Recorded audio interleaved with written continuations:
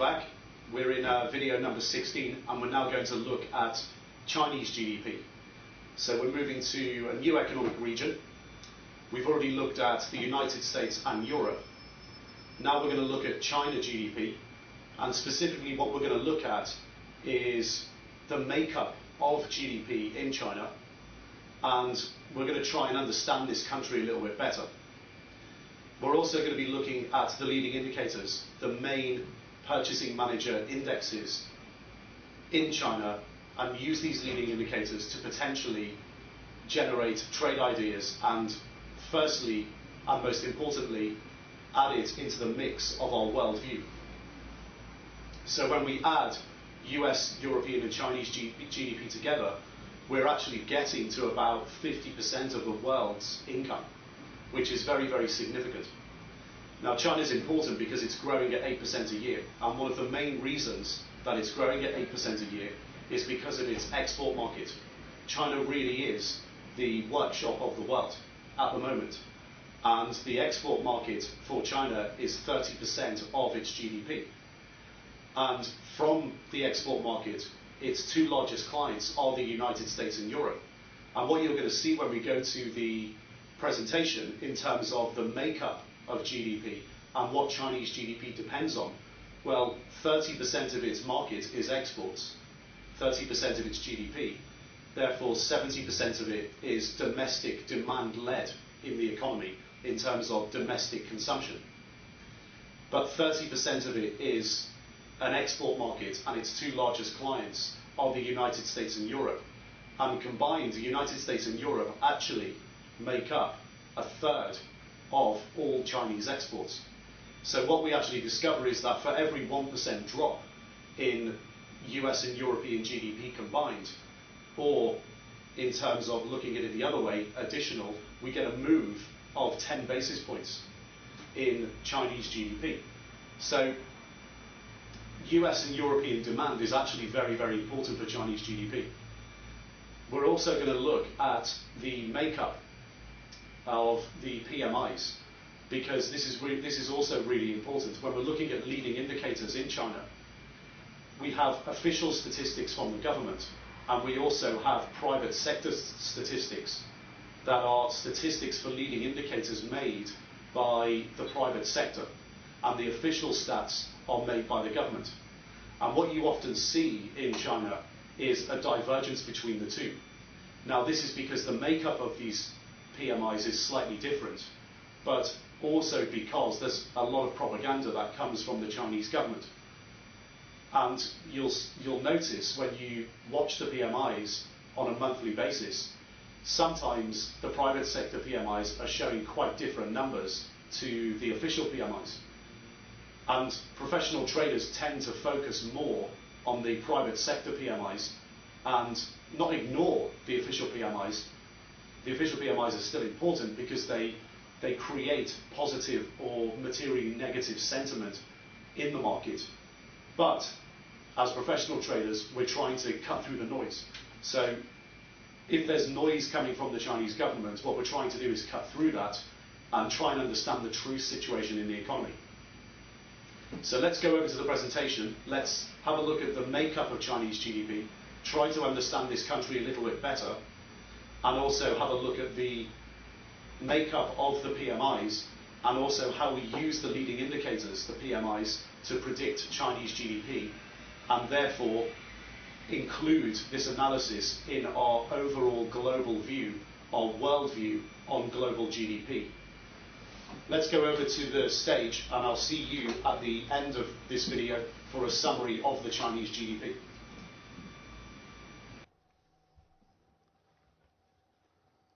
So exports in China are 30% of GDP. So their export growth is totally dependent on the demand for those goods and services from the US and Europe.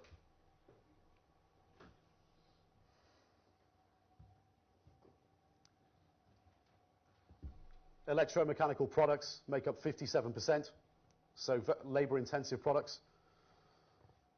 And both the United States and European Union are 17%. 17% of the demand each for Chinese exports.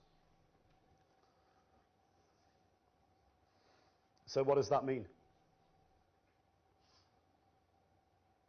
So if they're roughly 1/3 of Chinese exports, and exports are roughly 1/3 of Chinese GDP, that can only mean one thing.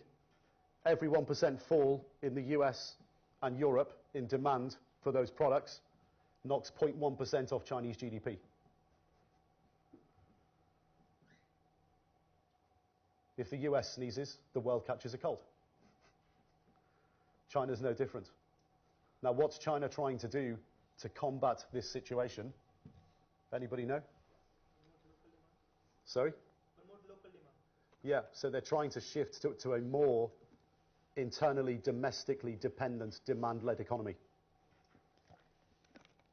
But it'll take some time. You get the spreadsheet, so you can see that as well. There's a little reminder. The US will be taken over by China, all things being equal, by 2025. And there's two indicators that predict Chinese GDP. There's the official PMI, which is published by the Chinese government. And there's the private sector HSBC China PMI, released by HSBC, which is a bank in the private sector. Professional traders tend to focus more on the HSBC private sector PMI. Why? Because there's often divergence between the two for two reasons. One, I hope there's no people watching in China.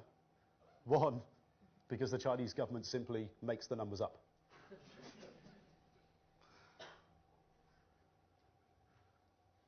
Secondly, the official PMI is a bit more clunkier. It's slower to react because the official PMI is the top 300 multinational manufacturing companies of China.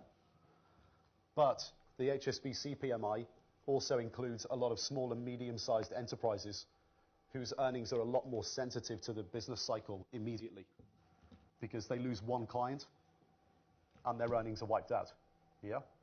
Whereas the big multinationals are more diverse. So in terms of reliability, professional traders really like to look at the HSBC PMI. There's never a huge amount of difference, but sometimes there is. Generally speaking, there isn't a huge amount of difference, but sometimes there is. I mean, last year, for example, for 9 months, from I think October, November 11 to June, July last year, the HSBC official PMI was predicting, the HSBC private sector PMI was predicting a slowdown in China, contraction. The official PMI was predicting growth. But that was one of the reasons, for example, in March last year, why I shorted Hong Kong property stocks that have a very high exposure to residential developments on the mainland. Because in reality, the Chinese economy was slowing down. Not by a great deal, but from 8.5% to 7.5%. Why do we think that was? Because Europe was crap. Europe was adding negatively to the export market of China. That's why it was capped out at 8.5% growth and actually grew 7.5%. But that started to come through over the year. So that's the official PMI from 05. That's HSBC final PMI. So what's that telling us now? A big recovery is expected in China. So China is expected to grow faster.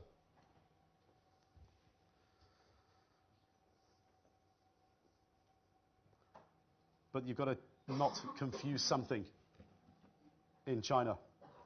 there's a big mistake that everybody makes with China. In the US, looking at the last 60 years, you can quite easily conclude from what we've looked at today that the S&P 500 can be used as a barometer or an instrument to predict GDP and use it to represent your view. Unfortunately, in China, you can't do the same.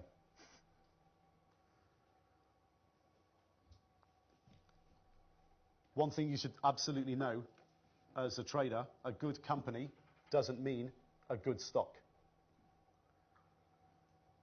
The two aren't always linked. Apple's a great company, but the stock's being murdered. The Chinese economy is fantastic, but the Shanghai Composite goes down every year. Why does the Shanghai Composite go down every year? You've got to be careful. So you've got an economy that grows at 8%, but the market goes down every year. Why does that happen? I actually did a speech last year in August in Shanghai at the Shanghai Hedge Fund Conference to 125 hedge fund managers in Shanghai and told them why. And they all agreed with me. So it's called the Shanghai Composite from the perspective of an international trader. And I just spoke for 30 minutes and told them why. And they all just sat there gobsmacked that a guy would actually walk into China and say it. But it's true. But it's true. Okay. Here's the reasons. Always on the next slide.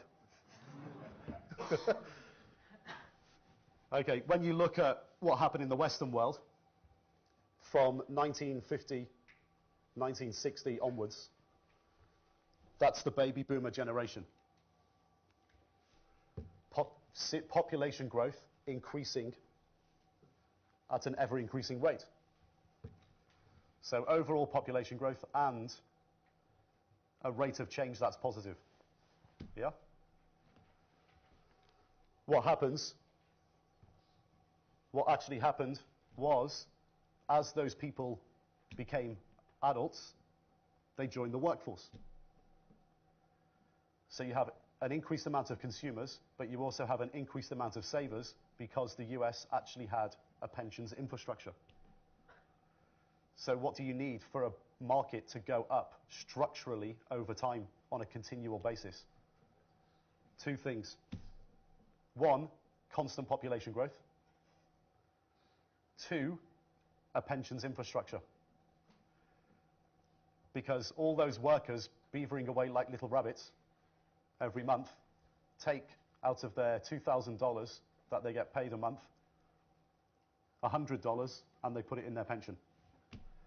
The pension fund manager then goes and buys the market with that $100. So what do you get when you have constant population growth and a pensions infrastructure? You get a guaranteed buyer of the stock market every month.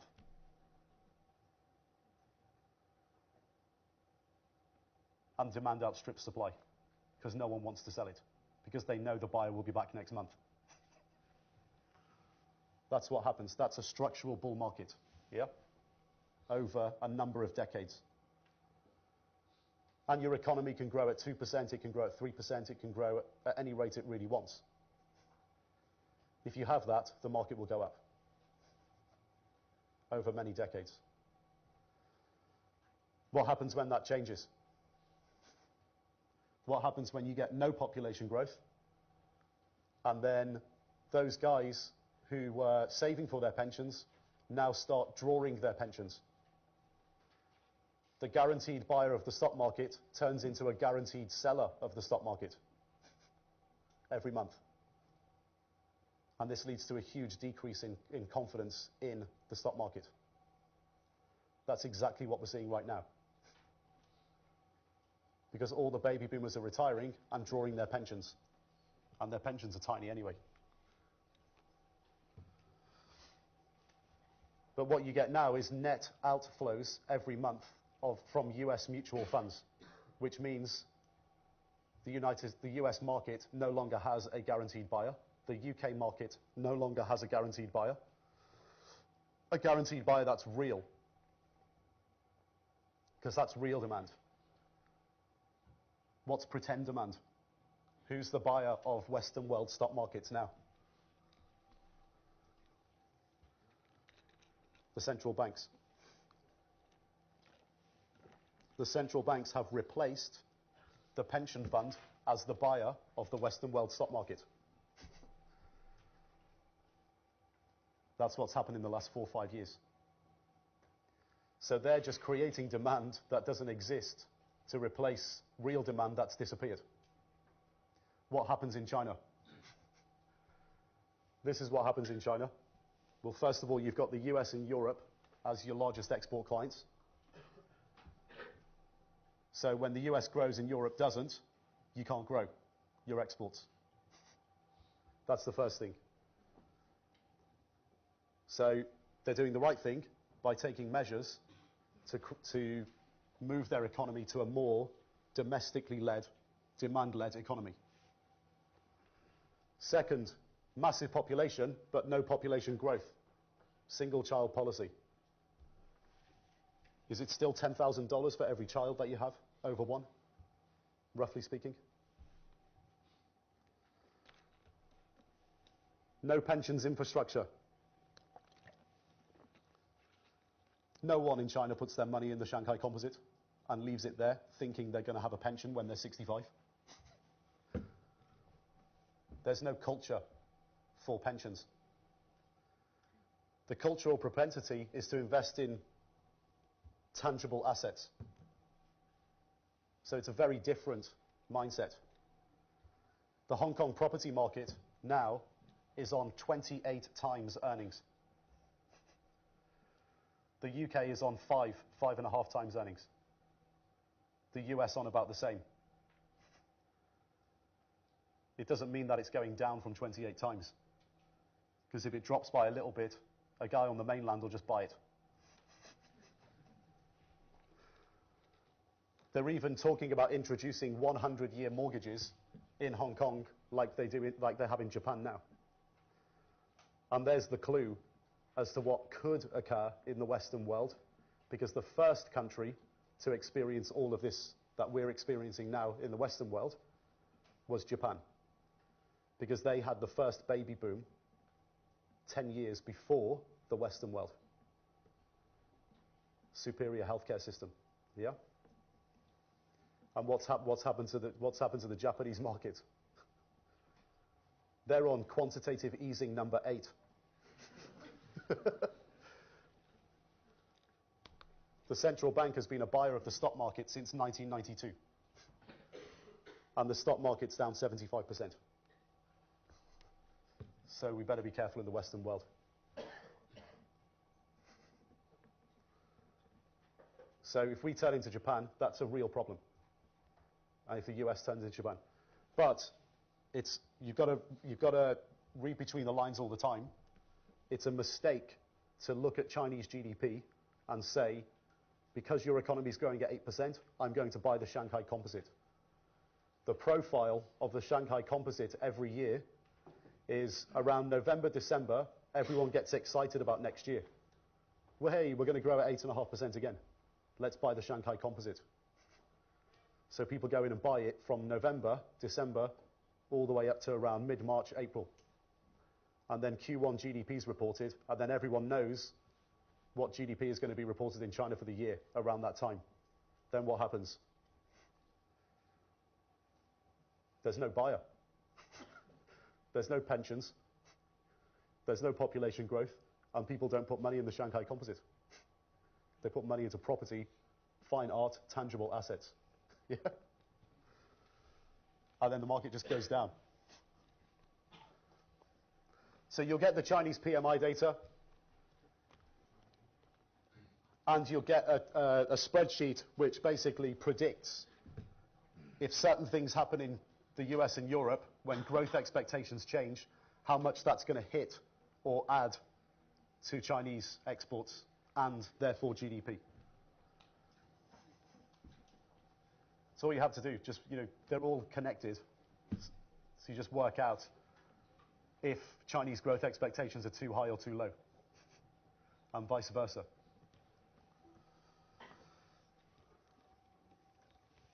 So why do we look at Chinese GDP? Well, in 12 years, they could literally be the biggest economy in the world, and they're growing at 8%, so we have to look at them and consider them. We'd be fools not to. So for predicting Chinese GDP, for comparing European, US economic fundamentals to China, if you've got deterioration in both, China's going to struggle to grow. So expectations might be too high. If you've got good conditions in the US or improving conditions in the US and deteriorating conditions in Europe, or one cancels out the other, China's going to struggle to grow beyond the expected level for the year. Obviously, for getting your worldview, generating ideas in commodities, currencies, and US, Europe, and rest of world that has exposure to China. So you get a lot of companies, especially in, for example, the mining sector, whose earnings are well over 50% exposed to Chinese demand, like miners, materials, and commodities companies. Yeah? So you don't have to actually go and trade in Hong Kong or trade the top 30 stocks in China. And the top 30 stocks in China have listings on the New York Stock Exchange anyway. So you can trade them in US dollars. But foreigners can't actually... the other reason I forgot to add, it's actually... Well, there's limited foreign purchases. So all the countries that have pensions infrastructure can't actually buy Chinese stocks. Yeah? But in China, you can only go long stock. You can't short stock. So you can't hedge yourself. You can go short the index. So you can go short the Shanghai Composite. But what happens, every single hedge fund manager in Shanghai, it's crazy, has one strategy: long stock, short index. That's literally all they can do. So when a hedge fund manager goes out to pitch high net worth and institutions for money, what's your strategy? Long stock, short index. Okay, so China PMI numbers. Useful in 4 major ways: predicting Chinese GDP, comparing Europe and US, generating trade ideas and commodities, currencies, and rest of world stocks that have exposure to China. That's important. You can trade lots of stocks in the US, lots of stocks in Europe, totally based on Chinese GDP expectations through the Chinese PMI. What about other countries like, for example, Australia? Anybody know what percentage of the Australian economy in terms of exports depends on Chinese demand?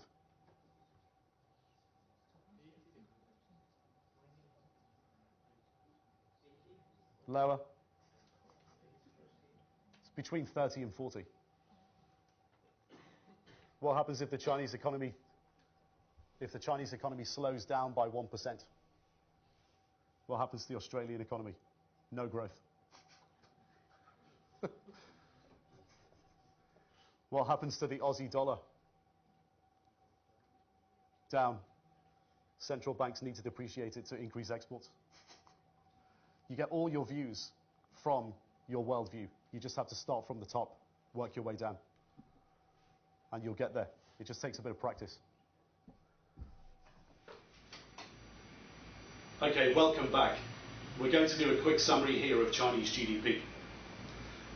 Now, from the presentation, there's a couple of things that we have to take away from analysing Chinese GDP. Our objective here is to add Chinese GDP into the global mix. China's the second biggest economy in the world. And if we add up the Eurozone, the United States, and China, we get to 50% of global GDP. So it's very, very significant. And when we look at Chinese GDP and the makeup of GDP, we get to a very stark conclusion. 70% is domestic demand, domestic consumption. 30% is exports. So China really depends on its export market. And we realized that when we add up the US and Europe, for every 1% move in GDP of US and Europe combined, this translates into a move of Chinese GDP of 10 basis points, 0.1%. So let's just take that for what it is at the moment. We're trying to look at Chinese GDP here in the bigger picture and trying to use it and trying to find a useful way to take Chinese GDP and turn it into real money as traders. So when we're looking at the PMIs, first of all, we look at the HSBC PMI and we place more importance on it. The HSBC PMI has got more companies than the official PMI, and those companies are small and medium-sized enterprises, SMEs. Why is that important? It's because their earnings are more sensitive to domestic demand consumption, and also international consumption through exports in the US and Europe. So what you'll often see when you look at the HSBC PMI over the official PMI is divergence, because the HSBC PMI is moving first. The earnings of those companies are more sensitive. So we take the HSBC PMI, and what we've also realized in China when looking at the presentation is that for a multitude of reasons, we can't use the same causality that we use in the United States and Europe.